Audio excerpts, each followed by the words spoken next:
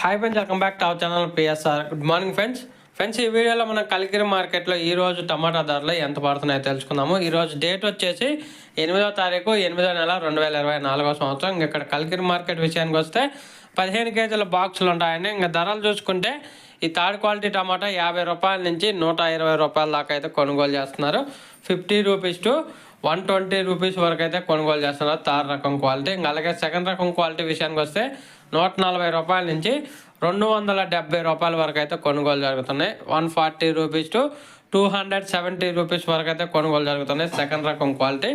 అలాగే ఫస్ట్ రకం quality top and top ధరలు చూసుకుంటే 280 రూపాయల నుంచి 340 రూపాయల వరకు అయితే పడింది. 280 రూపీస్ టు 340 రూపీస్ వరకు అయితే పడింది.